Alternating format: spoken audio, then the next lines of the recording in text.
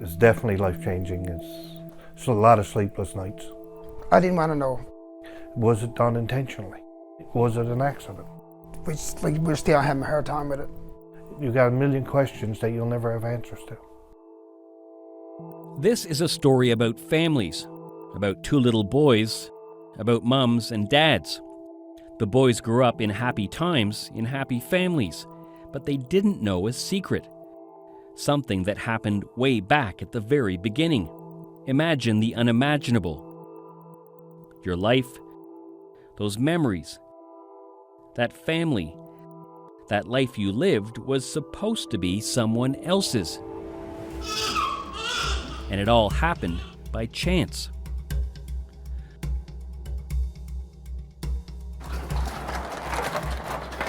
Clarence Hines is opening up about something painful. It isn't easy to talk about. It's something he rejected at first and is still trying to accept.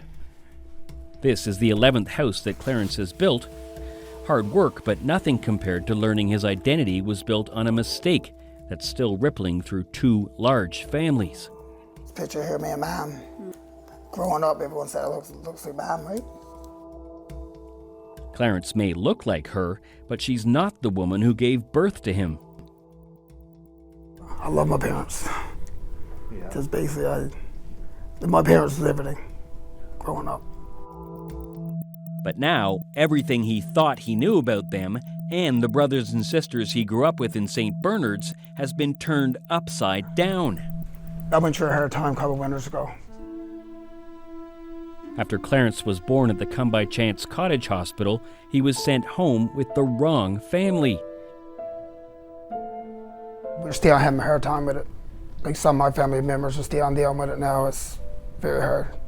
How would you describe it? He was switched at birth with this man, Craig Avery. I don't know how you can describe it. It's so hurtful. It's like your heart is broken all the time. It deprived us of our families for 56 years. They were born in Come By Chance on the same day. Somehow they were sent home with each other's parents. Clarence went home with Craig's birth parents to St. Bernard's. And Craig went home with Clarence's birth parents to this home in Hillview. It's unbelievable that something like that could happen. You know, these people are supposed to be professionals and do what they're supposed to do, and it was just, to me, utter neglect. This is where it happened. The Come By Chance Cottage Hospital that once stood behind me was torn down in the mid-1980s. But this is where Clarence and Craig's lives first became entangled in 1962.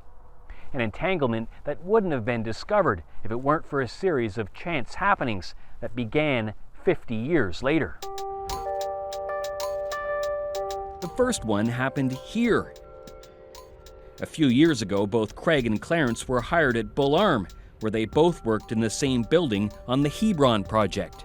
They may have passed each other at work 100 times without thinking twice, until yet another unlikely chance meeting. What's your father doing there? Craig's wife, Tracy Avery, was also hired at Bull Arm, and she's the person who put it all together. My first day there, I saw him, and I went to Craig right away. I said, my God, I said, there's somebody here who looks just like Clifford, which is Craig's brother. She was struck by how much Clarence looks like her husband's brother, Clifford. And then she learned Clarence and Craig have the same birthday. So right away, I'm like, where were you born? And he said, Come By Chance. I just thought that, you know, something was not right. For Clarence and Craig, this wasn't coming completely out of the blue. There had been hints before. Growing up, I was told I didn't look like none of the family that I was growing up with. Courtney was born on Father's birthday. But now it was getting real. Eventually, Craig had a DNA test done that showed he and his brother Clifford couldn't have had the same father. And then, eventually, Clarence had a test that showed his DNA was a 100% match with Clarence's brother, Clifford. The evidence was piling up, and it hit Clarence hard. He stayed in bed and didn't leave home for weeks, All this work stopped, and he says there were a lot of tears. Like I broke down and all this plan in my mind, and I had to go to my doctor and everything. And but I don't know, it's not getting no easier, but It's still playing out because they have questions that can never be answered. The Come-by-Chance Hospital and the people who work there are gone. I can't believe that trust in a hospital. You go in to have a baby and here they are sending you home with somebody else. That can't be fixed now, and they both have family members they'll never know. Clifford, the brother who some said could be Clarence's twin, died after the DNA test. They never met.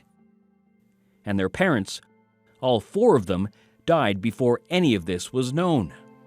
What hurts a lot is knowing that your parents are gone to their grave and they have no idea, right? And they never will.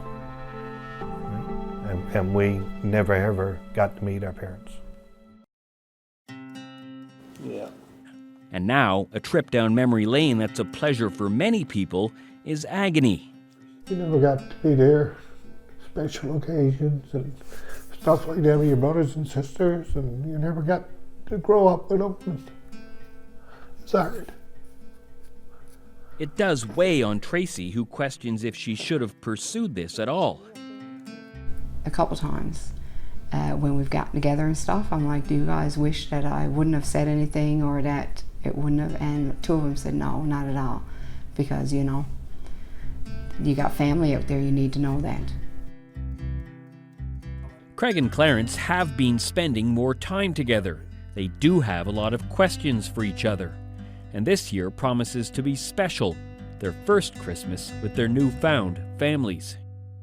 I had a happy childhood and I had a happy teenage years and growing up. Everything was good and like they're still my family, right? You know, I got two big families now, and hopefully one day it'll all be one big family.